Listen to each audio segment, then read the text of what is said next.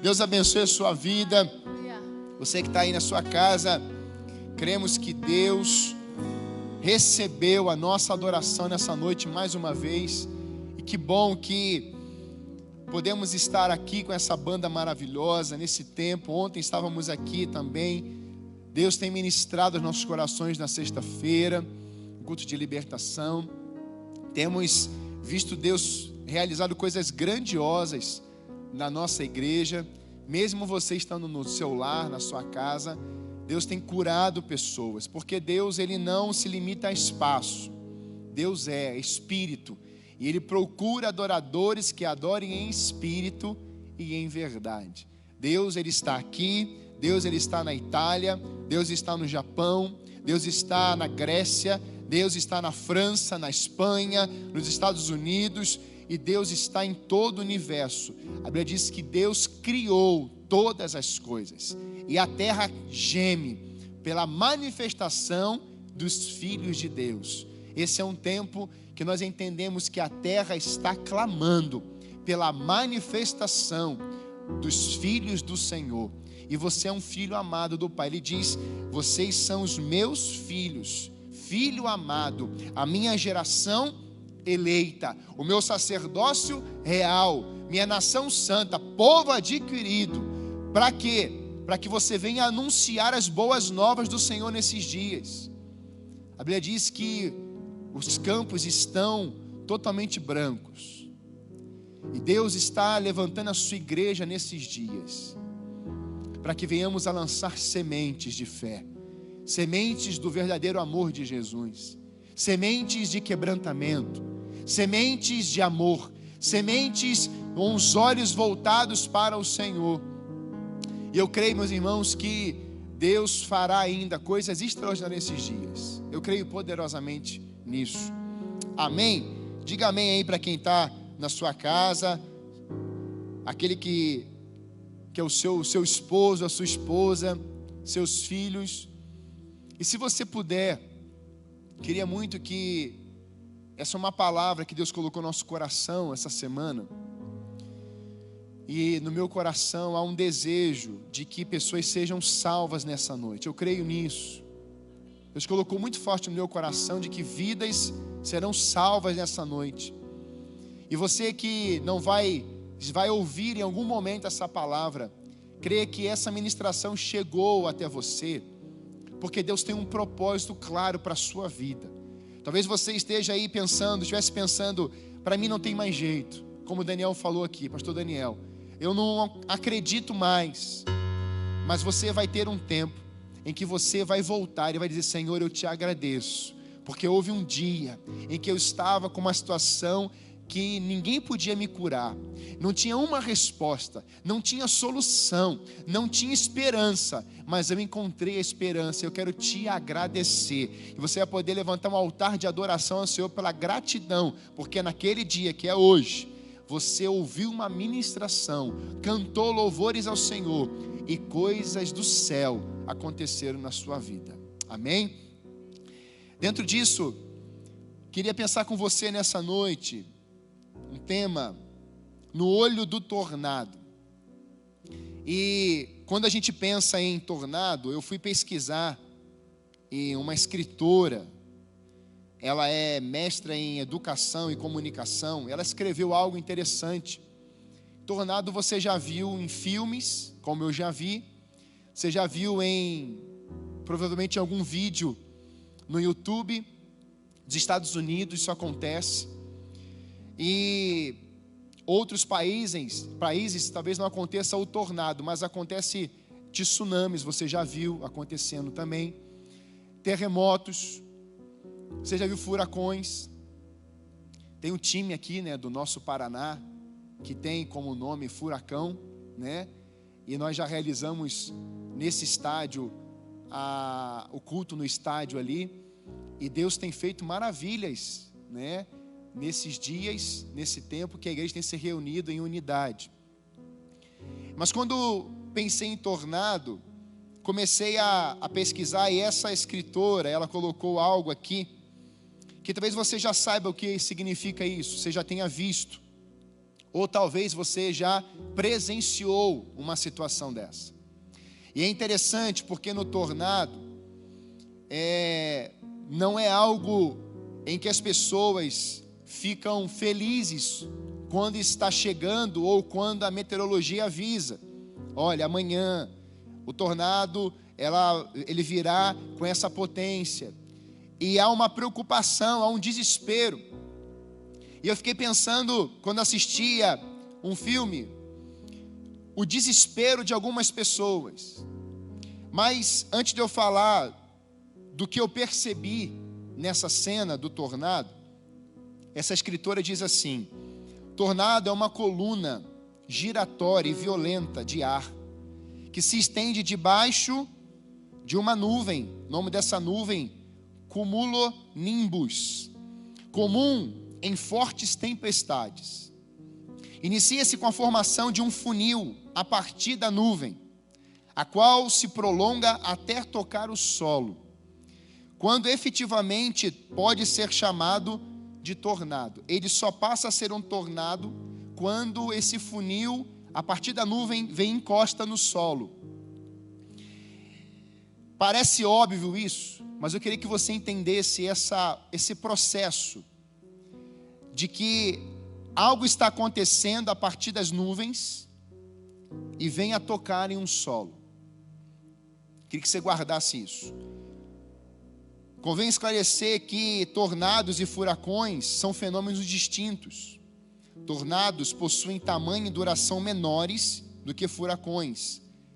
Entretanto, tendem a ser mais intensos e destrutivos. E eu não sabia dessa informação, publicado pela Michele Mortinelli, aonde eles são mais intensos e o seu nível de destruição é avassalador, é pior que o furacão, ou os furacões.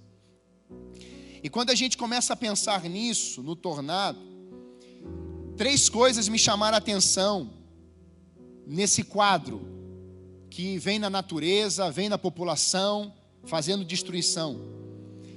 Primeiro quadro que eu vi, ligado a pessoas. Vi pessoas amedrontadas, sem esperança, pensando que era o fim. Pessoas que estavam desesperadas, morrendo de medo. Aonde havia uma preocupação de que chegou o fim, não tem mais jeito, não tem mais solução, acabou tudo, é o fim dos tempos, é o fim do mundo. Um segundo quadro, um segundo grupo de pessoas, pelo que pareça, eu vi as pessoas rindo, vi as pessoas zombando e vivendo daquele momento como se fosse uma aventura, como se fosse algo normal, como se fosse uma brincadeira. Vi pessoas nesse quadro. Um terceiro grupo, que se divide em 2, eram os profissionais que buscavam notícias, indo diretamente ao encontro do tornado para futuros documentários. Então eles estão realizando um trabalho de uma equipe, e uma parte dessa equipe está focada nas filmagens, fotografias, os detalhes, e quem aparecesse com uma câmera, alguém falava assim: olha, eu te pago tanto se você me entregar essa filmagem no final desse tornado. Havia um investimento até para filmar aquele tornado, exatamente para montar um filme ou documentário sobre esse assunto. O outro grupo, dentro desse, eles tinham a preocupação de salvar vidas. Eram pessoas pacientes, equilibradas, eram pessoas que estavam dispostas a salvar pessoas, familiares, amigos, e aqueles que não estavam conseguindo viver um tempo de paciência, são aquelas pessoas que ficam no estado de pânico, desesperadas. Esse grupo, eles conseguiam, dentro desse caos, dessa crise, experimentar isso e ajudar algumas pessoas. E a Bíblia fala em segunda carta de Timóteo, capítulo 1:7, assim: pois Deus não nos deu o espírito que produz temor e covardia, mas sim que nos dá poder, amor e autocontrole. Em outra versão diz assim: poder, amor e moderação. Em uma outra versão diz: não nos dê um espírito que produz temor, mas de fortaleza, amor e de moderação. Então, dentro desses quadros, diante de um tornado, a única saída ou a única forma de você enxergar o céu era quando esse redemoinho descia, e era formado esse redemoinho, e havia uma sujeira, toda aqueles concretos móveis, prédios sendo puxados, carros, e esses são levados para cima. Mas nesse vídeo eu consegui ver uma pessoa que ela estava dentro de um automóvel, e dentro desse automóvel o único lugar que ela conseguia enxergar com clareza e uma tranquilidade era o céu. Era o único lugar que ela conseguiria enxergar alguma coisa, porque se ela olhasse para frente, ela via carro, ela via concreto, ela via paredes, ela via pessoas, ela via tudo, e era um momento de destruição, isso girando. Mas houve um momento que essa pessoa conseguiu olhar para cima, e naquela hora que eu olhei aquela cena, eu pude perceber que no meio do caos, no meio do tornado, da tempestade, do furacão, do tsunami, no meio dessas coisas que chamamos de situações da natureza, fúria da natureza, podemos ter uma visão. Aquela cena me chamou a atenção, porque aquele homem, ele só conseguia olhar para o céu. Algo que aconteceu do céu ou das nuvens até encostar no solo, no lado humano, trouxe um descontrole, uma disfunção. Mas a partir do momento que aquele rapaz que estava dentro do seu carro, dentro daquele tornado, ele entrou no olho do tornado. E quando ele estava dentro, chamado olho do tornado, no meio daquele caos, ele conseguiu olhar para cima. E naquele texto que diz que os nossos olhos não podem estar em coisas, mas os nossos olhos precisam estar no monte, que é de lá que vem o nosso socorro. Não devemos olhar para as coisas dessa terra, mas os nossos olhos precisam estar fixados em Deus. Nossos olhos não podem estar no descontrole, mas naquele que coloca o controle sobre o descontrole. O texto começou a brotar na minha vida, no meu coração, aonde os nossos olhos precisam estar no alto, que é de lá que vem o nosso socorro. A partir do momento que nós temos os nossos olhos assim, nós vamos entender que o Espírito Santo que produz algo em nós, ele vai reproduzir através de nós, usando as nossas vidas como um agente de transformação, em vidas que estão descontroladas, em vidas que estão apavoradas, em vidas que não estão entendendo o propósito do que está acontecendo nos nossos dias de hoje, por exemplo. Como igreja do Senhor, nós precisamos entender, nós não estamos vendo um tornado, literalmente, mas essa epidemia, esse vírus, se tornou para muitos um tornado na sua casa, na sua família, um tornado na nossa nação, um tornado em igrejas, disfunções emocionais, crises existenciais, pessoas que estão vivendo um caos a partir desse quadro, dessa epidemia. Eu quero te dizer nessa noite, que não importa o tamanho desse tornado, não importa o tempo que vai levar esse coronavírus, não importa o que vai acontecer, uma coisa importa, é que você consiga compreender e ter a realidade do propósito de Deus diante desse quadro hoje, sobre nós, sobre a população brasileira, sobre as nações, e venhamos a sair desse quadro, entendendo o verdadeiro propósito. Amém? Por isso, pensando nessa visão, nesse entendimento, Deus começou a colocar no nosso coração de que mesmo nesse tempo em que eu vi pessoas com medo, desesperada, vi pessoas brincando como se fosse uma aventura, e vi pessoas usando desse tempo para serem agente de transformação. Deus colocou no meu coração isso, que nós podemos ser uma geração em que venhamos a deixar marcas do céu sobre a terra nesse tempo de caos, nesse tempo de tornado, nesse tempo de pressão, nesse tempo de desafios imensos sobre as nossas vidas, sobre a nossa nação. pessoas que vão marcar a geração nesses dias. Penso que, ao olhar para a Bíblia, nós temos muitos homens e mulheres assim. Posso olhar para Moisés e ver um homem que marcou a sua geração diante de um caos, diante de um povo que está aprisionado, mas um tornado que viria sobre a sua vida era ele enfrentar Faraó. Era ele estar frente a frente com Faraó.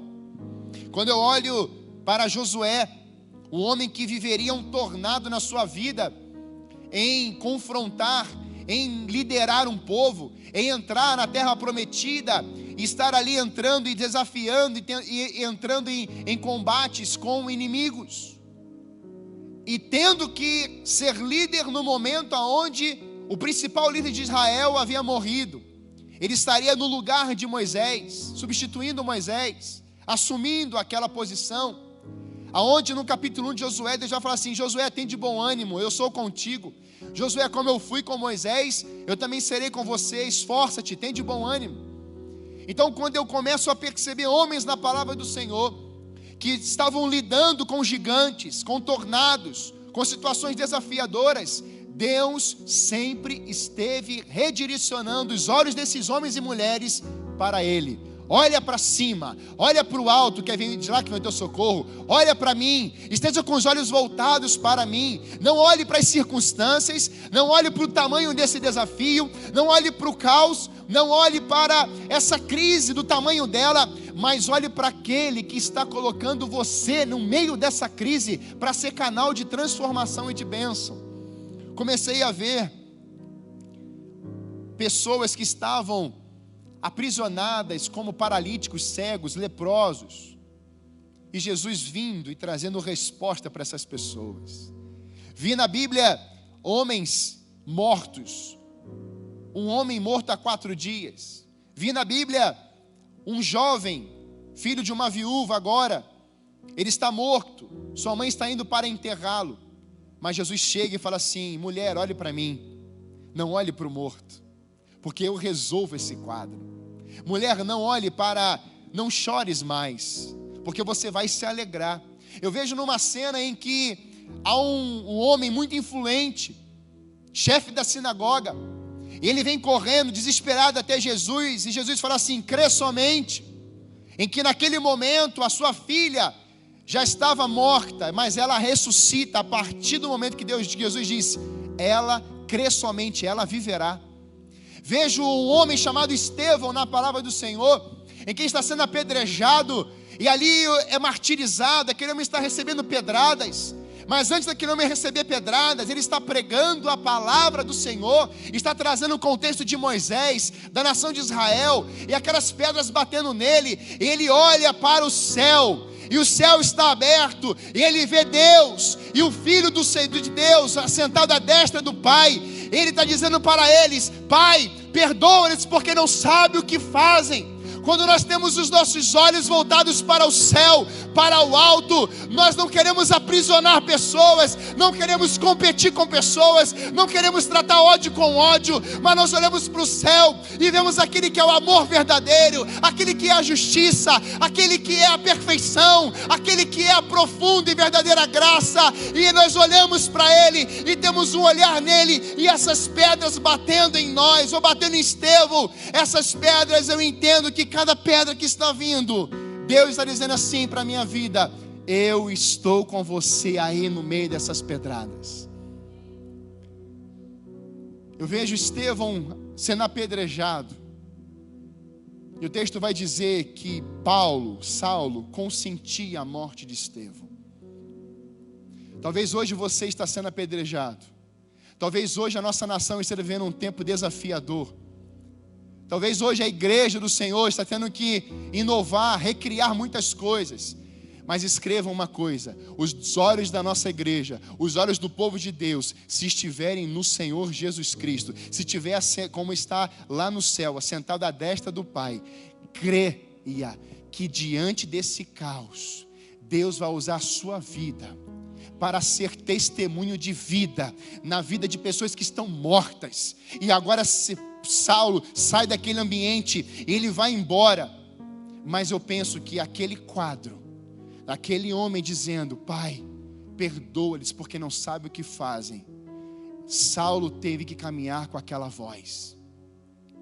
No tempo da crise do tornado, para quem você olha, o que você ouve, como você age, definirá o tamanho da tua crise, vai definir quanto tempo esse caos vai permanecer na sua vida, porque você está dando resposta espiritual diante de um caos que veio sobre a sua realidade.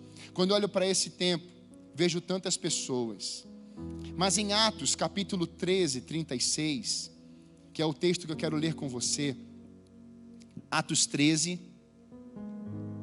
nós vamos ver um homem, a partir desse texto, 13:36, diz assim: porque na verdade, tendo Davi no seu tempo servido conforme a vontade de Deus, dormiu e foi posto junto de seus pais e viu a corrupção. Em outra versão você vai ver: e tendo Davi cumprido o propósito pela vontade do Senhor, Davi vai morrer. E ali ele cumpre o tempo que Davi estava vivo. E Davi, nós percebemos que foi um homem que viveu na sua geração, e ele cumpriu o propósito do Senhor na sua geração e gerou marcas. Então, diante desse quadro, queria pensar com você, a partir desse texto, alguns trechos da palavra do Senhor que eu quero trazer como quadros. Você viu a imagem, e talvez esteja essa imagem aparecendo para você, de alguns quadros.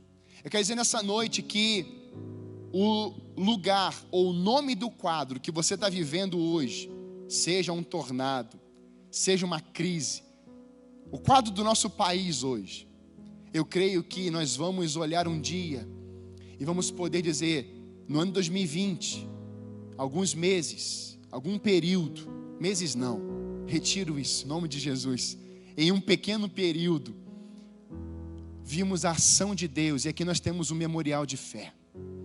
Você vai poder ter esse quadro, porque nessa noite, o que vai ficar no lugar desse tornado é a esperança, é o poder de Deus, porque a Bíblia diz que Ele é o arquiteto, Ele é o projetista, Ele é o Senhor que criou todas as coisas, e a glória é somente a Ele. Então eu quero pensar com você em alguns trechos como quadros, como pinturas. E quando nós olhamos para esse contexto aqui, o apóstolo Paulo, ele está escrevendo, está dizendo, ele pede para falar dentro desse lugar, da sinagoga, e ele está em Antioquia, da Pisídia. Os chefes da sinagoga lhes mandaram dizer, então fala. E Paulo começa a dizer, irmãos, se vocês estão vendo tudo isso que está acontecendo, Paulo começa a anunciar, e Paulo vai dizer a palavra de Deus vinda lá do Antigo Testamento novamente. Repare que Estevão faz isso, mas repare também que o apóstolo Paulo está dizendo isso. E aí surge esse verso, que ele vai falar sobre Davi. E quando nós olhamos para a vida de Davi, 1 Samuel capítulo 17, você vai ver logo no finalzinho do capítulo que Davi está combatendo contra Golias. E é uma das histórias mais lidas, ou mais conhecida da palavra do Senhor. Talvez, depois de Jesus, seja a mensagem mais declarada, é Davi vencendo Golias. Golias era um tornado para Davi naquele momento. Golias era um grande gigante, o maior homem daquela região dos filisteus, um homem que a sua espada era gigante, o seu escudo. Golias era um homem enorme, um soldado experiente. E aí quando nós olhamos para esse quadro, nós percebemos que Davi foi ungido em sua casa. Seu pai pede para ele levar uma marmita ou o lanche até os seus irmãos que estão na guerra. E quando Davi se depara com aquele quadro, aquela cena, Davi está ouvindo um filisteu com uma voz poderosa, colocando medo em toda a tropa. Aquele gigante colocava pavor em todo o exército de Israel. Eu quero que você guarde bem isso. É aquele primeiro quadro que você vai olhar no tornado. O povo com medo, amedrontado, não tem mais esperança. Ninguém vai se levantar agora e vai confrontar com Golias. Não é possível, ele é muito grande, ele é poderoso, ele é forte. Um tapa de Golias poderia matar muitos soldados. Imagine uma espada daquele tamanho, o seu escudo. Pensa na força desse homem. Esse homem vinha todos os momentos, todo dia, e falava assim: tem algum homem aí? Tem alguém aí para lutar contra mim? Que se levante alguém e venha lutar contra mim. Meus irmãos, eu fico pensando naqueles dias, talvez tenham sido 30, 40, alguns dias se passaram ali, e aquele povo de Israel, que não está ali, mas o exército está representando o povo, aquele exército está representando uma comunidade, aquele exército está representando um rei, aquele exército está representando uma nação. Ninguém daquele exército se levanta para enfrentar Golias, mas vem um menino, um adolescente, um improvável, e Davi vem com pedras, Davi vem com um machado, Davi vem com alguns objetos na mão, um que ele cuida das ovelhas, e pedrinhas também que ele usava nesse ambiente das ovelhas. Quando Davi vai ser levantado ali, você pode pensar: pastor, por que ele levou pedrinhas? Porque naquele tempo, quando a ovelha ia fugir daquele espaço aonde era colocado, o pastor de ovelhas lançava uma pedrinha bem perto da pata da ovelha, e a ovelha rapidinho voltava para onde estava o rebanho. Mas, e às vezes a ovelha, ela saía também, e ele pegava o seu machado, não é um machado, eu estou falando machado, mas não é machado, o seu cajado, perdão, e ele pegava no pescocinho da ovelha e puxava. Às vezes, nós pastores fazemos isso com algumas ovelhas, né? Não pegamos literalmente eu estou falando machado. Machado é para matar, não é para matar a ovelha, é para puxar a ovelha, né? Então, tá lá o cajado e fala assim: vem cá. E a ovelhinha vinha. Então, o pastor, ele tinha esse cuidado para que a ovelha não se machucasse, né? Em Lucas 15 fala da ovelha que saiu e o pastor deixou as 99 e foi atrás de uma. Essa é a função do pastor, de cuidar das suas ovelhas. Davi tinha esse espírito. E agora, quando Davi vem com esse cajado e essas pedrinhas, Golias olha para ele e fala assim: eu sou algum cão para você vir com essas pedras para cima de mim? Naquele momento, Davi se apresenta como improvável diante de todo o exército de Israel. Saul quer colocar uma armadura nele, mas a armadura não cabe nele. E quando nós olhamos para o coração de Davi, você entende o que o texto diz: o coração, a boca fala que o coração está cheio. No coração de Davi tem fé. No coração de Davi tem coragem, tem intimidade com Deus, porque dias antes, Davi estava lá no pasto, cuidando das ovelhas, escrevendo o Salmo 23. O Senhor é meu pastor e nada me faltará. No vale da sombra da morte, eu sei que o Senhor estará ali comigo. Diante dos meus inimigos, o Senhor me dará vitória. Davi tem um relacionamento com Deus antes do Golias aparecer. Quando Golias aparece e Davi ouve a sua voz, simplesmente Davi não dá ouvidos a Golias.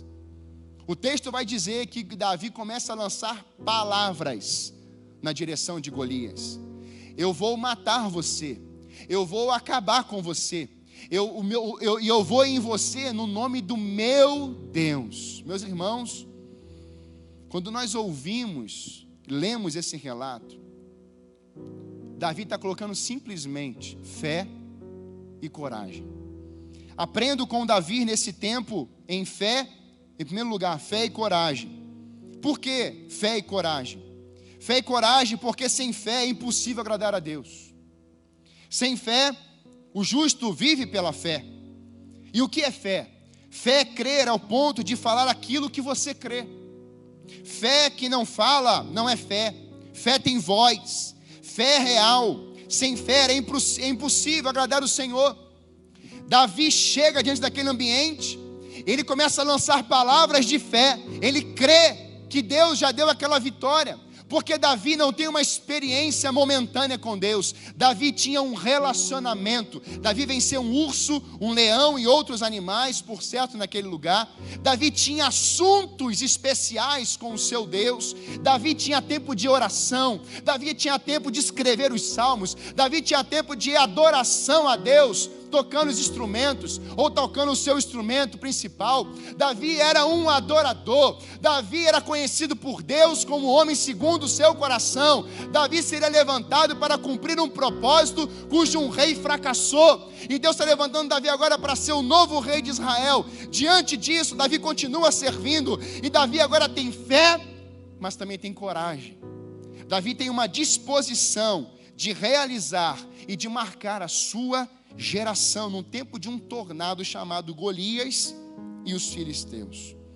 Quando nós olhamos para essa realidade, vemos que Paulo vai falar isso em segunda carta aos Coríntios 4,13. Por isso eu criei e falei, também nós cremos, por isso também falamos. Assim, a verdadeira fé fala de uma determinada maneira. Quando você está diante desse tornado, diante da crise, qual é o remédio principal para essa crise? Qual é a fonte de vida para confrontar essa crise? Você ter fé e ter coragem. Quando eu tenho fé, eu sei que a palavra do Senhor está dentro de mim, porque a fé vem pelo ouvir, e o ouvir a voz do nosso Deus. Nesse tempo, quem você está ouvindo? Golias? Está vendo o som do tornado, o que ele está destruindo nas nações? Os seus olhos precisam voltar para o monte, que é de lá que vem o nosso socorro. Os seus ouvidos precisam começar a ouvir essa palavra que enche seu coração de fé. E eu tenho aprendido isso com o Espírito Santo. Quanto mais você se abastecer dessa palavra, a maturidade se tornará real na sua vida espiritual, na sua vida familiar, como marido, como chefe de lar, como filho, como esposa, como auxiliadora. O que vai colocar você numa posição de maturidade espiritual não é nada a não ser a palavra do Senhor. Ela começará a te renovar dia e noite e dia. Ela começará a falar com você. Ela colocará você em lugares para que você seja agente de transformação nesse lugar, em nome de Jesus. Pastor, e por que coragem? A coragem é porque você não usa o braço. Coragem é resistir e confrontar seus gigantes usando a palavra. Muitas pessoas pensam que coragem é sair no braço. Davi não saiu no braço com Golias, mas Davi usou as armas certas. Nesse tempo, meus irmãos, nós temos que usar as armas certas: fé e coragem para resistir, termos a ousadia. E quando nós... Pastor, qual seria esse primeiro quadro? Deus colocou uma frase no meu coração, olhando para a vida de Davi. Precisamos de fé e coragem para enfrentar os nossos gigantes ou os nossos tornados. E assim, você marcará a sua geração nesse tempo. Então, quando eu tenho fé e coragem, eu marco a minha geração nesse tempo. Eu olho para a vida de Martin Luther King, um homem que lutou com fé e coragem, sem usar nenhuma arma de fogo, sem usar pedras, sem usar ferramentas.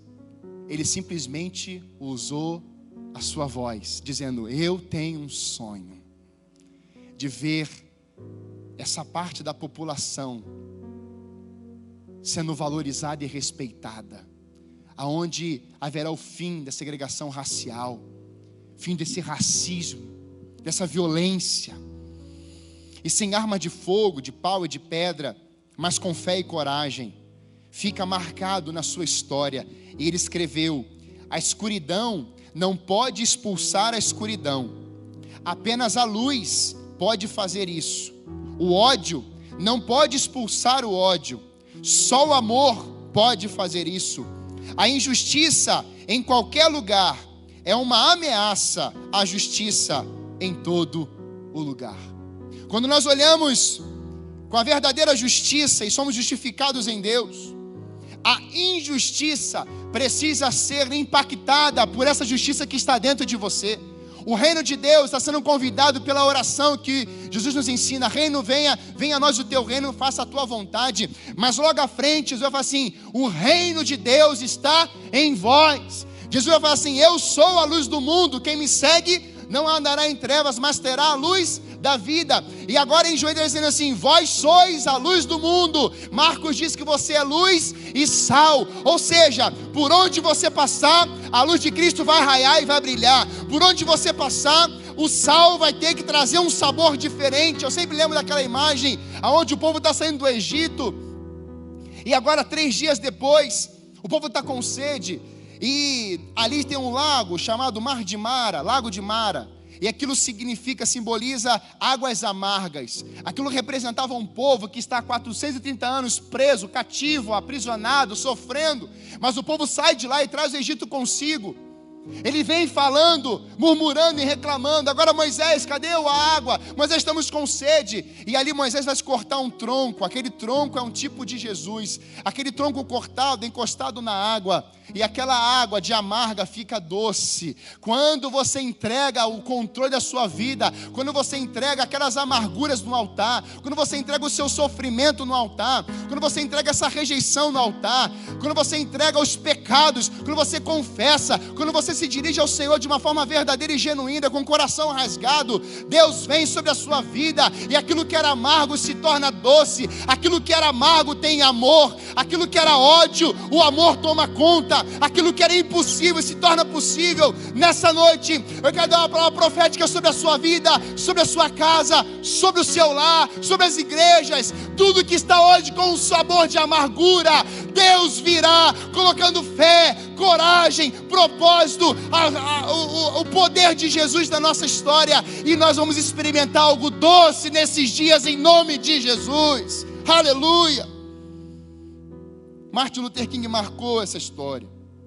Mas quando eu olho, eu vejo Moisés tendo encontro com a sarça, e ali, esse quadro eu posso chamar que Deus ele vai calçar novamente Moisés. Eu vou adiantar. Moisés ele vai viver um tempo com Deus, após 40 anos, fugitivo, um assassino. Ele mata um soldado. Você conhece a história. E o texto diz em Êxodo 3, 4 a 5: quando o Senhor viu Moisés se aproximar para observar melhor, Deus o chamou do meio da sarça: Moisés, Moisés.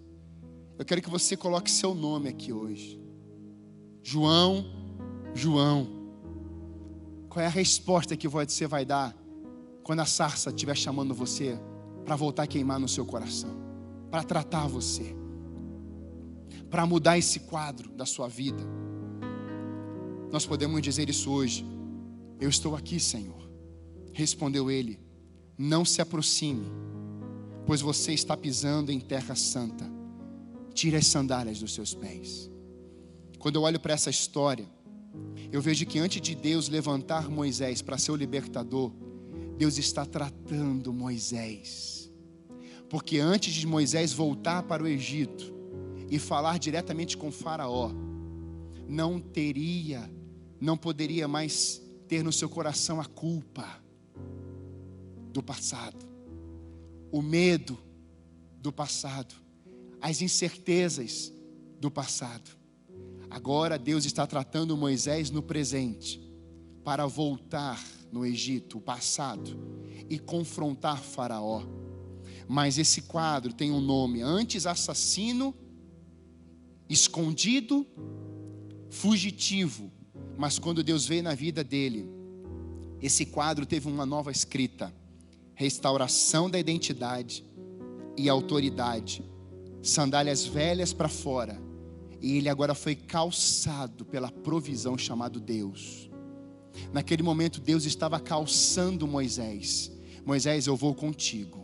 Essa sarça vai queimar as sandálias velhas. Essa sarça simboliza a cruz, aonde fica o teu passado, aonde fica a acusação, aonde fica os medos, aonde fica as incertezas, porque agora você tem uma nova vida a partir do que eu vou colocar em você: sandálias novas, roupas novas, linho novo, palavras novas, um olhar de ousadia, sentidos novos, porque você vai agora chegar diante de Faraó.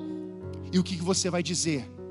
Que não foi Moisés que te enviou, que não foi o passado que te enviou. Quem te enviou aqui, Moisés? você vai dizer que o grande eu sou te enviou. Quando fica o passado na sarça, o grande eu sou vai à tua frente. E é por isso que Moisés vai marcar a sua geração. Por isso que Moisés vai poder dizer: Senhor, se o Senhor não for comigo, não me envie, não nos envie. O discurso mudou. E um novo quadro foi pintado ali na vida dele. Mas eu também encaro a vida de Jó. E eu vou pular a vida de Jó, que eu vou falar de Jó amanhã. Mas em último lugar, o nome do quadro de Jó, que eu vou só falar para você, aonde ele sofreu tudo aquilo, perdeu tudo. E o nome do quadro, quando Deus vai restaurar a sua vida por completo, em Jó 42. Antes de Deus colocar em dobro e abençoar ele tudo novamente em dobro, o texto vai dizer que Jó, ele coloca sentado em meio às cinzas, ele vai dizer: antes eu te conheci de ouvir falar, mas agora os meus olhos te veem. No meio dos tornados da vida, da crise, a gente às vezes não enxerga o propósito de Deus. Mas entenda uma coisa: se você entender isso, olha quanta coisa aconteceu na vida de Jó. O pior ainda é que vieram os amigos para dizer que havia algum pecado e colocar culpa, e Deus vai falar assim: por que vocês não falaram de mim? Deus fala isso para os amigos de Jó: vocês quiseram falar contra ele, quiseram falar de vocês, mas vocês não falaram de mim para Jó. E Deus tem que vir no capítulo 37 e confrontar Jó. Quem foi que fez isso, Jó? Quem foi que criou Jó? Quem foi que fez todas as coisas, Jó? E Jó vai ter que ouvir Deus dizer isso. E agora Jó está dizendo: antes eu te conhecia de ouvir falar, mas agora eu posso te ver. O que é que impedia Jó de ver o Senhor, mas conhecia somente?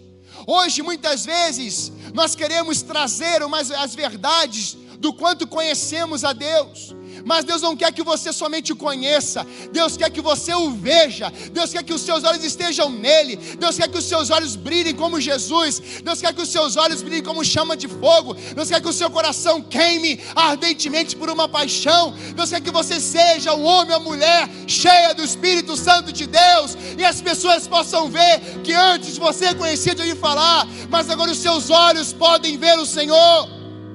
Aleluia! É transformação, até mesmo para alguém que conhecia o próprio Deus, que é considerado homem reto, justo e bom, e que se desviava do mal.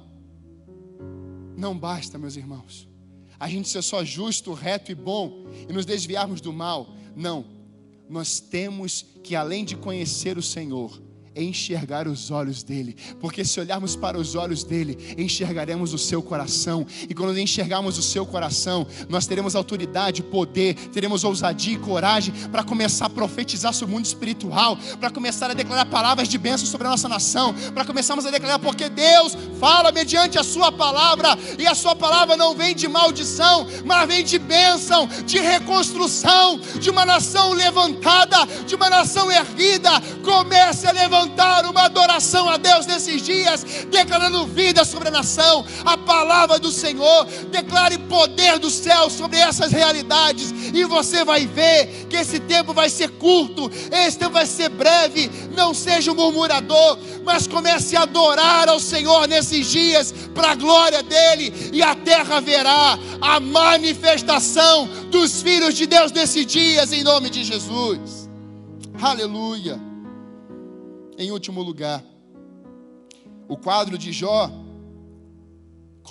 Deus colocou no meu coração a vivência e o relacionamento com Deus nos fazem permanecer fiéis em todos os momentos.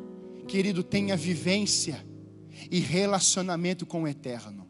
Vivência é experiência, é estar dentro dele, dentro de você, e você ter experiências com ele. É assim, pai e filho, experiências e relacionamento. Vem cá, filho, eu vou te pegar no colo. Conta o que você está passando. Pai, está acontecendo isso comigo. Então agora você vai ouvir. Sim, Senhor. O Pai fala, o Filho obedece. E Jesus vai falar isso. A minha comida e a minha bebida é fazer a vontade do meu Pai. A igreja está sendo chamada novamente a comermos e bebermos da vontade do Senhor para esses dias, em nome de Jesus. Por isso, no verso 37 desse capítulo 13 de Atos, vai dizer assim: mas aquele a quem Deus ressuscitou, nenhuma corrupção viu. Em outras versões vai dizer: aquele que Deus ressuscitou, o seu corpo não se decompôs. O corpo de Davi se decompôs, mas o corpo de Jesus não. O primogênito que vai subir aos céus com o corpo glorificado, o primeiro. E assim seremos nós, no grande dia, aonde Ele vai aparecer nas nuvens. Aleluia.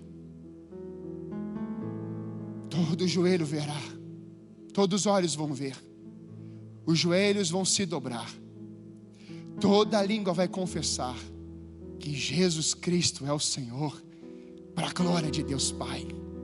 Um tornado vem daquela nuvem, mas um dia os seus pés aparecerão nas nuvens, não como um tornado para mim e para você, mas Ele virá como um tornado para aqueles que não o reconhecerem como seu Senhor e Salvador Jesus Cristo. O grande dia para nós filhos de Deus não é um dia de pavor e de medo, mas o grande dia do Senhor é o dia da celebração eterna, do convite eterno. Venham benditos do meu Pai. E hoje você está tendo a oportunidade de ouvir essa ministração e poder dizer: eu quero ser esse filho, eu quero ouvir isso naquele dia que Ele vai aparecer nas nuvens, aonde meus olhos vão vê-lo, e eu serei chamado filho. Seja bem-vindo à casa do Pai, seja bendito do Pai, vinde benditos do Pai. Hoje é um convite do céu, antecipado, dizendo: eu quero te chamar de filho hoje, porque um dia eu vou voltar, e eu vou chamar você de filho. Mas hoje você precisa verbalizar com a sua boca e crer com o seu coração, dizendo: eu recebo Jesus na minha vida.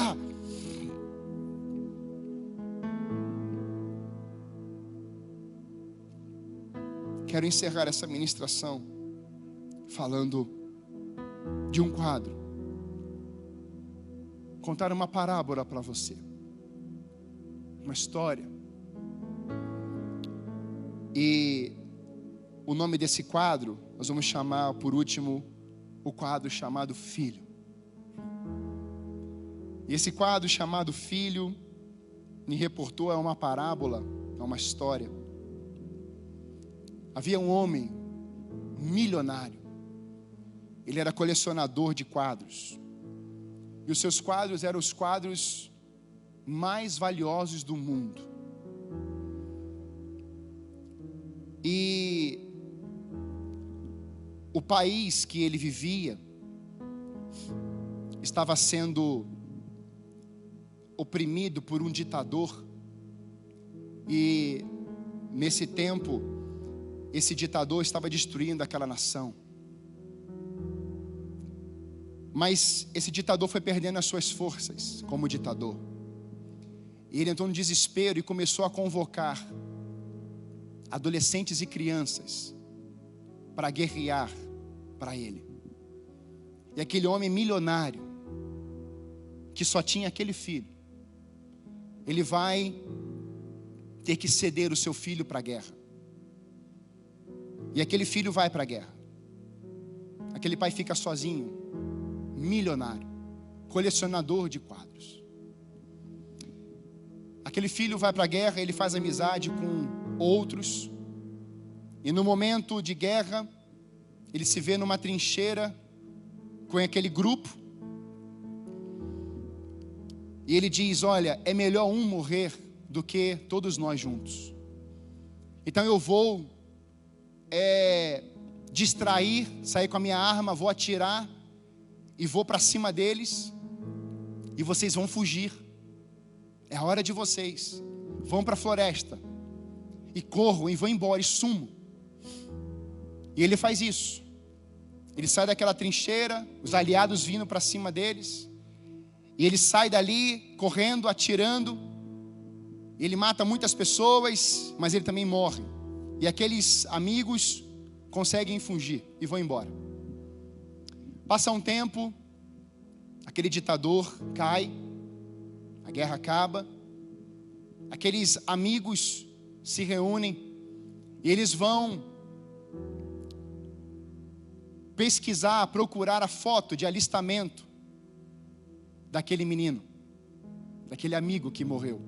Eles acham, eles pegam aquela foto e levam até um pintor. Você já viu na praia e em algumas praças uma pessoa pintando quadros ao ar livre. Então eles acham uma pessoa que pintava. Eles falam: olha, nós queremos um quadro maior que você tiver, e você vai colocar o rostinho desse menino aqui. E aquele rapaz pinta e fica um quadro lindo. E eles vão localizar o pai daquele menino. Eles chegam até a casa daquele senhor milionário, falam assim: olha, nós somos um grupo de pessoas que estávamos na guerra, o seu filho deu a vida por nós, e ele era um grande herói, se tornou um grande herói, mas nós não podemos mais trazer seu filho, ele morreu. Ele começou a chorar, mas nós trouxemos um quadro, e colocaram o quadro na frente dele, ele se ajoelhou no chão, e aí começou a chorar mais ainda, e agradeceram ali e foram embora. E aquele pai pegou aquele quadro, um grande colecionador, e foi lá na sua sala e tirou o quadro mais valioso da sua sala. E no lugar daquele quadro mais valioso, ele colocou o quadro do filho. E estava lá o quadro do filho. E todas as tardes ele vinha e olhava para aquele quadro, admirado. Falei assim: meu filho foi um herói. Meu filho. E ele chorava, ele se alegrava. Era uma mistura de emoções. Aquele senhor, passa um tempo, ele morre. Ele deixa um testamento para que fizessem um leilão de todos os seus quadros. E o leiloeiro reúne toda aquela tropa interessada em comprar aqueles quadros. E ele vem e fala assim: olha, antes de leiloarmos qualquer quadro, o senhor fulano pediu para leiloarmos primeiro, para começarmos primeiro com um quadro chamado Filho. E aqui está o quadro. Então, quem dá o lance de 1.000, de 500, de 100, e ninguém dava lance nenhum. Até que alguém gritou na plateia e falou assim: olha, nós não queremos esse quadro aí, isso não é nada, nós queremos os quadros valiosos, aqueles mais caros, e queremos esses. Ele falou assim: olha, não tem como, o testamento diz que é preciso leiloar primeiro esse, então eu vou dar o lance menor. Ele deu um lance de $10, e de repente um velhinho que estava lá no fundo do salão e gritou, falou assim: eu compro. E ele veio até a frente e falou assim: olha, eu sou pobre, eu sou simples, e eu não tenho dinheiro para comprar os outros, mas esse eu tenho, e eu tenho $10. Ele comprou. E aquele homem que estava fazendo um leilão, o leiloeiro, falou assim: que interessante. Ele falou assim: olha, tem algo nesse quadro, porque eu era o jardineiro do dono de todos esses quadros, eu trabalhava naquela casa, e eu via que todas as tardes aquele senhor sentava na sua cadeira, eu olhava para esse quadro, ele ficava admirando, e para ele, aquele empresário riquíssimo, para ele o mais importante de todos os quadros era esse chamado Filho. Então eu vou levar em memória do meu chefe, do meu patrão. E ele foi e sentou, e agora aquela turma toda está aí na expectativa: vamos começar o leilão. Mas aí o leiloeiro pega o martelo e bate, e fala assim: está encerrado o leilão. E é um tumulto: como que encerrou o leilão? Agora que vai começar? Não, o testamento disse, está escrito, que aquele que comprasse o quadro do filho levaria tudo. Eu quero te dizer nessa noite, que se você levar Jesus para o seu coração, você tem tudo. A história dele pode mudar qualquer história na sua vida. A história de Jesus entrando na sua vida Ele escreveu uma nova história, Ele pintou algo sobre a tua vida e a teu respeito. E talvez você pode dizer, mas pastor, isso é impossível. Eu era um assassino, Moisés também era, se tornou um libertador. Pastor, é impossível, eu sou adúltero, eu sou uma pessoa que me tornei assassino, matei pessoas. Davi também foi adúltero e ele assassinou a pessoa e se tornou um grande vencedor. Mas pastor, eu perdi tudo, minha família, Jó também perdeu e Deus mudou a história dele. Mas pastor, a Bíblia está cheia de pessoas simples, improváveis que Deus usou. Os 12 discípulos, lidou com um traidor e um que o negou. Jesus estava ali para todos. Ele é o único que pode escrever na sua vida, escrever um quadro novo para você e te dar esperança eterna, não momentânea. Ele faz você ser vencedor dentro desse tornado. Ele faz você ser justo, se tornar justo, ser justo, justificado por Ele, que é a justiça. E o mais importante, o seu nome ser escrito no livro da vida, com um selo chamado Espírito Santo, em que ninguém mais pode tirar. Eu queria que você fechasse seus olhos. Na sua casa. Vou chamar a banda. Eu queria que você perguntasse agora para o Espírito de Deus. E aí na sua casa, você pudesse perceber os quadros que estão aí na sua casa, na comunidade, no país, nas nações. Percebeu o quadro? Agora deixa eu te fazer uma pergunta. Jesus venceu a cruz. Ele venceu a morte. O seu corpo não se decompôs. Ele está vivo. E Ele diz: venham a mim, todos que estão cansados e sobrecarregados, e eu vos aliviarei. Tomai sobre vós o meu jugo. Deus coloca sobre você algo leve. E tudo que está sobre você, peso, inveja, orgulho, soberba, pecado, maldição, Ele já diz: eu já levei sobre mim os pecados, as rejeições, as maldições, os castigos, os tornados, para te dar paz, para te dar coragem, para colocar fé, para fazer você ser um vencedor no meio dessa crise e você marcar a sua geração. Eu tenho 2 convites para você hoje. Primeiro, você quer levar Jesus para sua casa? Você ser morada do Altíssimo? Se você quer entregar sua vida a Jesus hoje, eu queria que você verbalizasse isso na sua casa. Senhor Jesus, eu abro o meu coração. Senhor Jesus, eu abro a minha vida.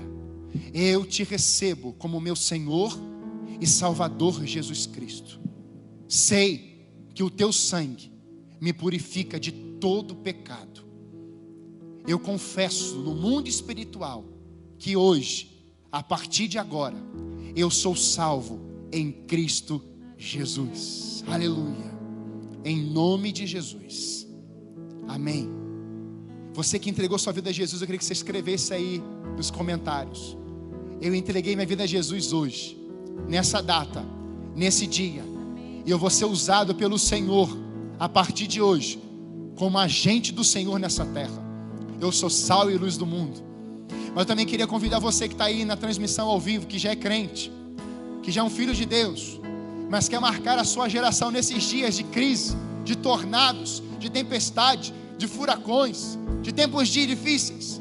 Mas você é filho amado do Senhor e quer ser um agente de transformação no meio desse caos. Eu queria que você escrevesse dizendo assim: eu sou, eu sou, eu sou. Você não vai ser, você já é. Você assim: eu aceito isso, eu aceito. Eis-me aqui, Senhor, eis-me aqui. Eu sim, Senhor Deus, quero ser um agente que venha a ser um canal de libertação na minha comunidade, no meu país, nas nações. Eu quero ser um missionário do Senhor. Eu quero ser um pastor. Eu quero ser um obreiro aprovado. Eu quero ser um justo que venha anunciar a justiça do Senhor. Eu quero anunciar as boas novas. Eu quero anunciar as boas notícias. Eu quero ser um filho de Deus por essa terra, na minha casa, no meu bairro, anunciando as boas novas do Cordeiro nesse dia, em nome de Jesus. Se você quer ser esse agente, escreva aí, compartilhe. Aleluia. E pegue essa mensagem e compartilhe com pessoas que precisam ouvir essa mensagem hoje. Não guarde isso para você. Todas as mensagens dessa igreja, homens de Deus, mulheres de Deus, têm pregado com uma voz profética. Compartilhe essas mensagens, porque muitos ouvirão e receberão Jesus como seu Senhor e Salvador, porque a palavra nunca voltará vazia.